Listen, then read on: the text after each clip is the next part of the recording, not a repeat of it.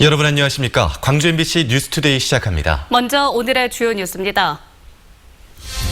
올해 초 광주 수도 검침원들이 가혹한 노동에 시달리고 있다는 보도가 나간 뒤 상수도 사업본부가 대책을 약속했지만 나아진 건 거의 없습니다. 오는 7월 52시간 근무제를 앞두고 실질 임금 감소를 우려하는 광주 시내버스 노조가 임금 보전을 요구하며 쟁의 절차에 들어갔습니다. 지난해 대학평가에서 역량 강화대학으로 분류된 조선대가 혁신 지원 사업 대상에 선정돼 기사회생할 수 있게 됐습니다. 의붓아버지에게 살해된 여중생은 친아버지와 의붓아버지에게서 폭행을 당했다고 5차례나 경찰에 신고했지만 번번이 집으로 되돌려진 것으로 드러났습니다. 경무에 시달리느라 울면서 일했다는 수도 검침원들의 사연, 지난 1월에 보도해드린 바 있습니다. 당시 광주시 상수도 본부는 검침원들의 근무 환경을 개선하겠다고 밝혔는데요. 지금 넉 달여가 지난 사이 얼마나 나았는지 남궁 기자가 확인해봤습니다.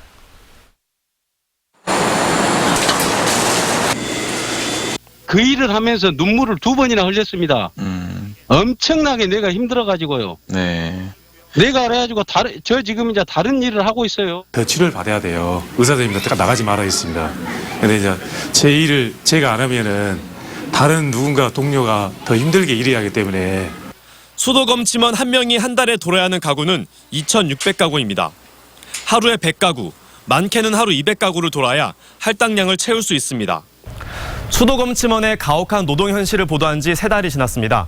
방송이 나간 후에 광주 상수도본부는 근무 환경을 개선하겠다고 했는데요. 현장이 어떻게 바뀌었는지 다시 한번 현장을 찾아가 봤습니다. 현장은 바뀐 게 없었습니다. 상수도본부에서 말한 인력 충원은 아직 이뤄지지 않았습니다. 개선된 부분은 없습니다. 함께 아프든 어쨌든 간에 그 일은 해야 됩니다. 검침원들은 노동 환경이 나아지기는커녕 일을 하고도 돈을 못 받는 부당한 일을 당하고 있다고 하소연했습니다. 잦은 휴일 근무에도 월 1회밖에 휴일수당을 인정해주지 않아 일을 하고도 돈을 받지 못한다는 겁니다. 검침원들은 1인당 책임져야 할 가구 수가 많은 것도 문제이지만 평일에 검침을 하지 못하는 경우가 많아 휴일 근무는 일상이라고 이야기합니다. 거의 못해요. 사람이 안 계시고 지금 그리고 요새는 맞벌이를 많이 하시기 때문에 낮에는 거의 사람이 안 계시고. 수도검침원의 근무 환경 개선에 대해 광주 상수도본부에 취재를 요청했지만 상수도본부는 적극적으로 수도검침원의 근로환경 개선을 위해 노력하고 있다는 원론적인 입장만 밝힌 채 인터뷰는 거절했습니다. 적절한 보상을 받지도 못한 채 검침원들은 오늘도 아픈 몸을 이끌고 출근하고 있습니다. MBC 뉴스 남궁욱입니다. 광주 시내버스 노조가 임금 인상을 요구하며 전남노동위원회에 쟁의 조정을 신청했습니다. 시내버스 노조는 주 52시간 근무에 따른 노동시간 감축 등을 고려해 임금 10.9% 인상을 요구했지만 사측은 적자가 누적돼서 노조의 요구를 들어줄 수 없다는 입장입니다. 조정 기간은 오는 13일까지이며 그때까지 사측과 합의를 하지 못하면 노조는 오는 8일 파업 찬반 투표를 거쳐 15일부터 파업에 돌입할 예정입니다. 지난해 역량 강화대학으로 분류된 조선대학교가 혁신 지원 사업 대상에 선정돼 기사회생할 수 있게 됐습니다. 교육부는 120여 명의 정원 감축과 공공보건안전대학 신설 등의 내용이 담긴 조선대학교의 혁신안을 평가해 역량 강화형 혁신 지원 대상에 선정됐다고 밝혔습니다. 호남권에서는 조선대와 더불어 순천대와 우석대가 선정됐고 정부로부터 각각 23억 원가량의 재정을 지원받습니다. 오늘은 때이른 초여름 더위가 찾아오겠습니다. 광주는 이른 아침부터 햇살이 따가운데요. 한낮에는 볕이 더 강하게 내리쬐면서 광주의 한낮 기온 28도까지 오르겠습니다. 오늘 그 밖에 전남 지역도 낮 기온 크게 오르면서 어제보다 4, 5도가량 높은 기온을 보이겠는데요. 그만큼 낮과 밤의 일교차는 20도 이상으로 크게 벌어지겠습니다. 큰 일교차에 감기 걸리지 않도록 각별히 주의하셔야겠습니다. 오늘 고기압의 영향으로 대체로 맑은 날이 이어지겠고 구름도 거의 지나지 않겠습니다. 공기도 깨끗하겠습니다. 어제 오후 들어 대기순환이 원활해지면서 현재 광주 전남의 미세먼지 농도는 보통 수준 보이고 있습니다. 야외 활동하기 좋겠습니다. 날씨 정보였습니다. 의붓아버지에게 살해당한 여중생은 친아빠한테도 학대를 당했습니다. 친부가 때려서 신고하면 계부집으로 보냈고 계부가 학대하면 다시 친아빠에게 보내는 악순환의 연속이었습니다. 학대를 당하면서도 피할 곳이 없었던 이 아이는 제도의 보호도 제대로 받지 못했습니다. 우종훈 기자가 취재했습니다. 숨진 여중생 A양은 의붓아버지뿐만 아니라 친아버지로부터도 심한 학대를 당했습니다. 친딸에게 심한 매질을 한 사실을 인정한 법원은 지난 2016년 5월 친아버지에게 접근금지 명령을 내렸습니다. 숨진 A양은 친부가 있는 목포에서 친모가 있는 이곳 광주로 왔지만 여기서도 주변의 도움을 받지는 못했습니다. 의붓아빠 김 씨는 매질을 하는 것도 모자라 음란 사진을 찍어 휴대전화로 보내는 등 성적 학대를 일삼았습니다. 이거는 그 가해자가 자기 이 사진을 찍어서 보내면서 너도 찍어서 보내주라 이런 얘기. 소녀는 의붓아빠와도 못 살겠다며 2016년 9월 광주의 모 아동보호 전문기관을 찾아 구해줄 것을 호소했습니다. 의붓아빠 김 씨는 지난해 1월 아동학대 혐의로 재판에 넘겨졌지만 법원은 양육 상담을 받을 것을 명령하고 A양의 보호자로 친아버지를 선택했습니다. 결국 가해자에게 되돌려보낸 셈입니다. 안정적으로 하여튼 아동이 이 가정에서 좀 있을 수 없겠다 판단하여서 친권이 있는 친부가 비가해 부모로 해갖고서는 이제 친부집으로 가게 되는 거죠. 이렇듯 법원의 결정에 따라 A양은 친아버지가 사는 목포와 의붓아버지가 사는 광주를 오갔지만 폭력은 그치지 않았습니다. 광주 MBC 취재 결과 폭력을 견디지 못해 여학생이 경찰에 신고한 것만 목포에서 2번, 광주에서 3번인 것으로 확인됐는데 결국 친아버지와 의붓아버지로부터 보호받지 못했습니다. 한편 친어머니 유 씨는 법원에서 열린 영장실질심사에서 취재진의 질문에 입을 굳게 다물었습니다. 혐의 인정하셨는데 딸 왜 살해하신 겁니까? 유 씨는 경찰 조사에서 혐의를 부인하던 그동안의 입장을 바꿔 남편 김 씨의 폭력이 무서워 살인을 말리지 못했다며 자신의 혐의를 인정한 것으로 알려졌습니다. MBC 뉴스 우종훈입니다. 중학생인 12살 딸을 살해한 혐의로 긴급 체포된 친어머니의 구속영장이 법원에서 기각됐습니다. 광주지법 이채웅 영장 전담 판사는 여중생 살인과 사체유기 방조 혐의로 39살 유모 씨에 대해 신청한 영장실질심사에 현 단계에서 구속해야 할 사유와 상당성을 인정하기 어렵다며 구속영장을 기각했습니다. 이 판사는 현재 수집된 증거만으로는 유 씨가 딸의 살해를 공모했거나 범행에 가담했다고 소명하기 부족한 점 등을 사유로 들었습니다. 친아버지와 의붓아버지 양쪽에서 학대를 받았던 숨진 여중생. 경찰이라도 제대로 대응했더라만 하는 비판이 일고 있습니다. 이번 사건뿐만이 아닙니다. 순찰차를 음주운전자에게 탈취당하는가 하면 수사정보 유출한 혐의로 경찰 간부가 수사를 받고 있습니다. 송정근 기자입니다. 14살 여중생 살해 사건에서 시민들이 비난하는 것은 범죄를 저지른 당사자 부모들뿐만이 아닙니다. 경찰이 여학생 A양 입장에서 신속하게 수사했더라면 막을 수 있었던 불행을 막지 못했다는 비판이 일고 있습니다.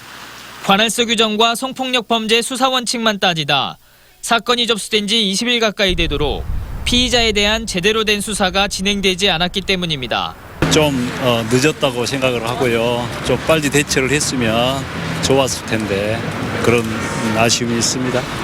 의붓딸 살인 사건에서 보여준 경찰의 늑장 대응 수사 논란뿐만 아니라 최근 경찰의 기강회의를 보여주는 사건이 잇따르고 있습니다. 지난주에는 경찰이 음주운전자에게 순찰차를 뺏기는 어이없는 일이 발생했습니다. 경찰이 음주운전자를 순찰차에 태운 뒤 잠깐 한눈을 판 사이 음주운전자가 순찰차를 훔쳐 달아났고 경찰은 화물차를 몰고 8km가량을 추격했습니다. 경찰은 해당 직원들에게 사실관계를 확인하는 한편 성실의무 등 국가공무원법 위반 여부를 들여다보고 있습니다. 사실관계 확인해서 저기도치 이제 왜냐면 이제 그에 대해서 뭐 잘못한 부분이 있으면은 잘못한 부분에 대해서 이제 저기도치 한다고. 광주지방경찰청의 모 팀장은 현재 대기발령 상태입니다. 다른 팀에서 맡고 있는 사건의 수사 정보를 관련자들에게 알려줬기 때문입니다. 경찰은 이례적으로 사안의 심각성과 빠른 수사를 위해 총경을 단장으로 하는 TF팀을 꾸려 대기 발령된 팀장과 사건 관련자들을 조사하고 있습니다. 늑장 수사 논란과 함께 일부 경찰의 기강회의로 인해 시민들의 불신이 커지고 있습니다. MBC 뉴스 송정근입니다. 5.18이 오늘날의 역사적인 위상을 갖추게 된 데는 광주항쟁의 진실을 알리기 위해 희생된 수많은 시민들이 있었기 때문입니다. 광주를 위해 스스로를 희생한 이들이지만 정작 광주가 이들을 제대로 기억하고 또 챙겨왔는지에 대해서는 비판이 있었는데요. 이들의 용기와 희생을 재조명하는 특별 전시회가 마련됐습니다. 김철원 기자입니다. 1980년 5월 광주 학살을 자행한 전두환 군부는 광주를 고립시키려 했지만 광주는 외롭지 않았습니다. 항쟁이 막을 내린 지 사흘 만에 5.18의 진실을 알리는 전단지를 뿌리며 서울 기독교 회관에서 투신해 숨진 고 김익의 열사를 시작으로 전국의 수많은 시민들이 광주 학살 진상 규명과 책임자 처벌을 요구하고 나섰기 때문입니다. 이 과정에서 수많은 이들이 분신과 투신 혹은 의문사로 목숨을 잃었지만 세월이 흐르면서 이들의 이름은 잊혀져 갔습니다. 그러던 중 지난 5.18 37주년 기념식에서 그동안 한 번도 불려지지 않았던 그들의 이름이 불려졌습니다. 전남대생 박관현, 노동자 표정두, 서울대생 조승만, 광주는 살아있다 외치며 숭실대 학생회관 옥상에서 분신 사망한 25살 숭실대생 박래전. 5.18 기록관이 이번에 마련한 전국의 5.18들 전시회는 바로 광주를 위해 희생한 이들을 광주가 기억하자는 취지에서 마련됐습니다. 전국의 5.18들이 없었다면 광주가 과연 광주의 한이 그리고 광주의 그 진실이 과연 전국에 되돌려질 수 있겠느냐 하는 것입니다. 5.18 기록관에 따르면 1980년대 5.18 진상규명을 직접적으로 요구하다 희생된 열사는 16명, 간접적인 기준으로 보면 127명에 달하는 것으로 나타났습니다. 광주는 그야말로 비탄과 울분과 침묵에 있을 때 전국에서는 이렇게 들고 일어났던 것이죠. 1980년, 84년도까지 무려 해마다 시위는 증가를 했습니다. 광주 항쟁과 6월 항쟁으로 이어지는 이들의 희생, 전국의 5.18들 기획전은 국회를 비롯한 전국 순회 전시회를 준비하고 있습니다. MBC 뉴스 김철원입니다. 올해 5.18 39주년 기념일에 5.18 진상규명을 촉구하는 대규모 집회가 열립니다. 5.18 민중항쟁 39주년 기념행사위원회는 오는 18일 정부 주관 공식 기념식과는 별도로 5.18 민주광장에서 3만여 명 규모의 범국민 대회를 열기로 했습니다. 범국민 대회에는 5.18 시국회의 등 시민단체 등이 참석해 진상규명과 망언의원 퇴출, 역사 왜곡 처벌법 제정을 요구할 예정입니다. 올해 전야제는 전일 빌딩 앞 무대에서 주요 행사를 치르던 이전 행사와는 달리 시민과 배우들의 행진, 그리고 민주성회 재연 행사로 추진됩니다. 5.18 당시 시민군의 대변인 역할을 한 윤상원 열사를 기리는 공간이 모교인 전남대학교의 문을 열었습니다. 사회과학대 안에 마련된 윤상원 열사 기념홀은 윤 열사가 남긴 어록과 들불 야학에서 활동한 모습 등 열사의 출생부터 산화하기까지의 기록을 연보 형태로 갖추고 있습니다. 기념홀은 또 윤 열사의 평탄치 않은 삶의 여정을 물결무늬 빛으로 형상화한 윤상원의 길도 전시돼 있습니다.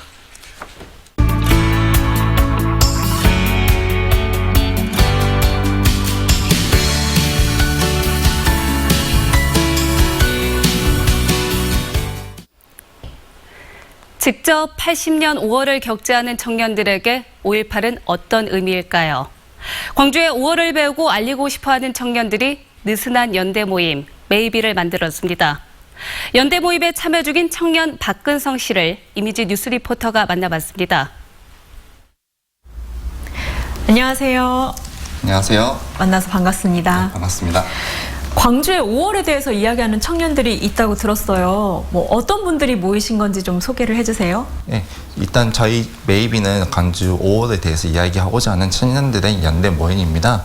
2018년 4월 첫 모임 시작으로 매월 1회 정기적 모임을 하면서 서로 소식을 듣고 공유하고 있는데요. 소속감은 원치 않지만 연계를 원하는 청년들의 자유로운 연대 모임이라고 보시면 될 것 같습니다. 부담 없이 활동할 수 있도록 같이 만들어갈 수 있는 그 모임 만들고자 느슨한 연대라고 표현하고 있습니다. 그러면 한 달에 한 번씩 모여서 5.18에 대해서 좀 공부를 하는 건가요? 어떤 이야기를 하시나요? 어떤 활동을 했는지 그리고 어떤 프로젝트를 했는지에 대해서 알아가고 있고요. 여기서 필요한 자료가 있다든지 아니면 서로의 이야기가 필요한 게 있으면 이제 경력 법문을 하거나 지도적으로 홍보를 도와주고 있고 하고 있습니다. 말씀을 들어보니까 5.18과 관련된 프로젝트를 하는 분들이 모이신 것 같은데 그러면 근성 씨는 5.18에 대해서 평소에 좀 어떤 활동을 해오셨는지도 궁금하고요. 평소에 광주 5월에 대해서 좀 어떤 고민을 하셨는지 궁금합니다. 저는 이제 작년부터 시작을 해서 올해도 지금 5.18 스마트 히어링 사업을 하고 있게 되는데요. 이 사업 자체가 광주에서 일하는 광주 5.18에 대한 장소를 1000명 시민들 같이 걸어보는 행사예요. 이 행사를 통해서 이제 5.18이 어디 있고 이게 어떻게 하면 사람들이 알려줄 수 있는지 이것을 좀 알려보자 하는 행사입니다. 이 행사를 통해서 5.18 역사적 의미와 장소를 좀 알아갔으면 합니다. 최근에 5.18에 대해서 청년들의 생각을 나누는, 이야기를 나누는 토크 콘서트도 진행됐는데요. 어떤 이야기가 좀 나왔나요? 오픈 토크 콘서트라고 해가지고 저희가 작년부터 모임을 하다가 이제 다양한 프로젝트를 해보자, 사람들과 공유할 수 있는, 나눌 수 있는 행사를 해보자 한 게 이번에 시작하게 된 토크 콘서트인데요. 5.18이 가지는 의미가 지금 저희가 직접 겪어보지 않았기 때문에 여기에 대해서 좀 더 알아갈 필요가 있고, 이런 민주운동을 통해서 우리가 지금 현재의 삶을 살고 있다는 것을 주로 얘기해 주셨고요. 5.18을 어떻게 하면 우리 후배들, 우리 후세들에게 잘 전달할 수 있는지 서로 이야기해보는 시간을 좀 가졌습니다. 그러면 앞으로 5.18과 관련해서 어떤 활동을 하고 싶으신지도 궁금하고 또 이 연대 모임 차원에서 계획도 있으신지 궁금합니다. 이제 5.18이 이제 저희는 이제 광주에 살면서 계속 공부하고 알아왔던 게 5.18이기 때문에 이게 좀 더 보다 더 자세하게 그리고 알고 쉽게 알려줄 수 있는 계기가 됐으면 좋겠고요. 저희는 이제 이 5.18이 제주의 4.3 사건과 같이 돈백꽃이라 표현이 되고 있거든요. 저희도 이제 하나의 이제 키워드로서, 하나의 단어로서 표현돼서 하나의 청년들만의 5.18이 되었으면 좋겠습니다. 알겠습니다. 어떻게 보면 세대를 이어가면서 이렇게 5.18을 기억하는 활동인 것 같아요. 굉장히 반가웠고요. 오늘 말씀도 잘 들었습니다. 고맙습니다. 네, 수고하셨습니다. 5.18 민주화운동 당시 고등학생들이 겪은 일화를 담은 체험기가 출간됐습니다. 광주 서석고 동창회는 출판 간담회를 열고 1980년 5.18 당시 서석고 3학년 학생 61명이 직접 겪은 체험담을 400여 쪽의 책으로 엮은 체험수기 5.18 우리들의 이야기의 출간을 알렸습니다. 수기에는 시위대로 위장한 계엄군 편의대의 개소가 상무대 영창에 잡혀간 고3 학생의 일화와 5월 21일 공수부대 집단 발포에 총상을 당한 사례 등이 담겼습니다.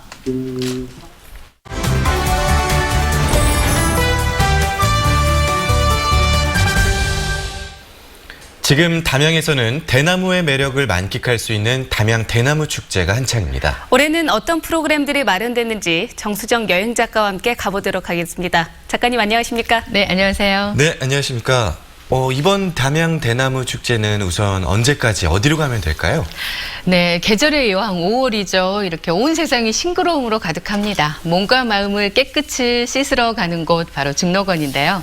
이 중록원에서 소세하는 시간 담양 대나무 축제는 3년 연속 대한민국 대표 최우수 축제로 인정을 받았고요. 5월 1일부터 6일까지 6일간으로 대숲에 머물다 담양의 바나다를 주제로 중록원과 관방제를 일원에서 펼쳐집니다. 네. 올해는 어떤 프로그램들이 마련됐을지 궁금하거든요. 특히나 네. 놓치면 아까운 프로그램 네. 어떤 건지 소개해 주시죠. 네, 대나무 축제 20년관으로 지난 20년 동안 축제의 역사를 알아보는 시간도 준비되어 있고요. 네. 그리고 또 옛 추억의 중물시장을 재현했습니다. 여기에 죽치 아리랑 플래시몹은 중록원 분수광장 일원에서 펼쳐지고요. 네. 그리고 또 죽순 요리 경연대회도 펼쳐지는데요.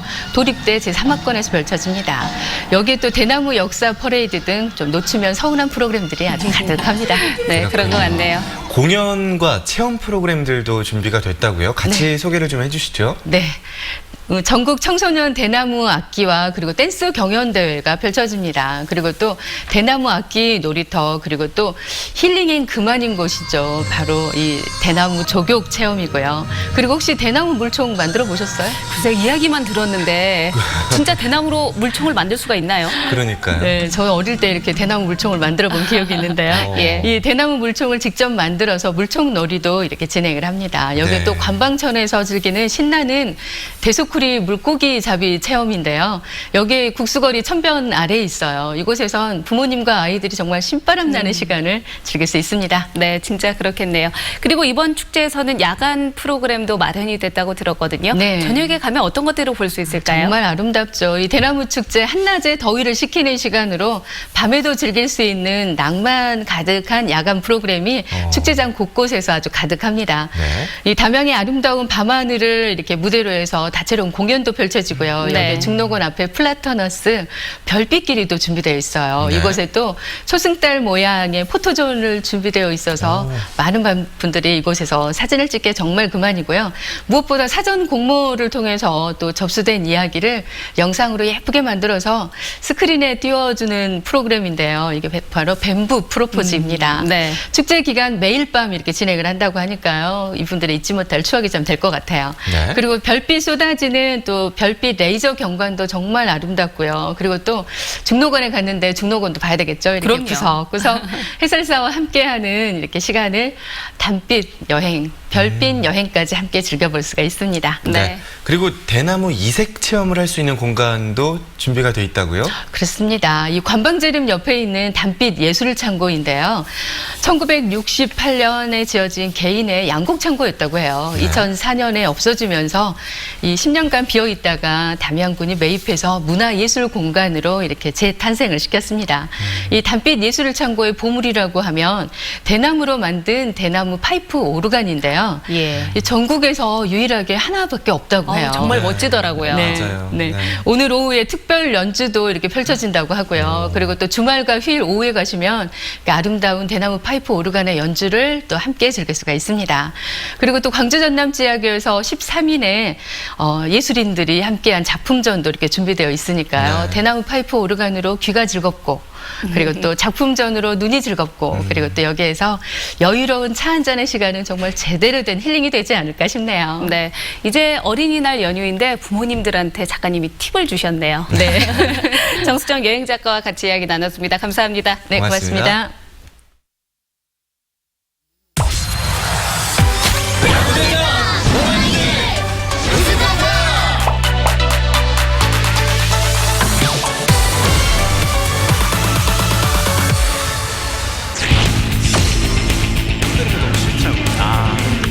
자, 밀어냈습니다. 김주찬을 타고 윅스 앞에 떨어집니다. 마지막 코너를 돌았고 선취점을 향해 홈까지 들어옵니다. 오고 높았습니다. 적시타 없이 타이거즈의 오늘 두 번째 점수는 밀어내며 들어옵니다. 본래 세 개째. 더 올렸습니다. 약간 먹기 타고 이 타고 리아를 건넜습니다. 중견수 앞바타 3루자 그리고 2루자까지 들어옵니다. 한 이상은 치러졌어요. 자, 한승택 득점권의 한승택 또 하나의 적시타. 3루 스윙 볼 옆으로 튀었습니다. 김주찬 3루까지 한 베이스 더 진행 카운트 때렸습니다. 낙구 지점 포착감을 잡습니다. 3루자 홈으로 스타트. 아웃 카운트와 점수가 교환되고 있습니다. 5구 땅볼 3루수 맞고 굴절 왼쪽에 빠졌습니다. 주자 3루와 1루 높아져갑니다. 자, 땅볼 타구인데요. 느립니다. 더블 플레이 볼 2루 그리고 1루에서 더블 플레이. 일단 최우호 선수는 홈베이스를 플레이가 쉽지가 않아요. 자, 빠른 공은 밀었고 역시 빠른 공에는 강한 타자입니다. 박계범 3루까지 주자 양코너 삼성 라이온즈. 자, 왼쪽에 떠올랐습니다. 잡아냈고 3루자 홈으로 스타트. 아웃 카운트와 점수가 교환되고 있습니다. 힘껏 이타고 멀리 그대로 담장 쪽 담장 넘었습니다. 최영우.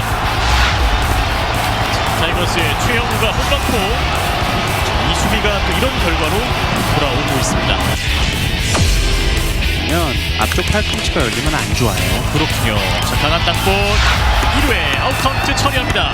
양현종 선수의 시즌 첫 번째 승리.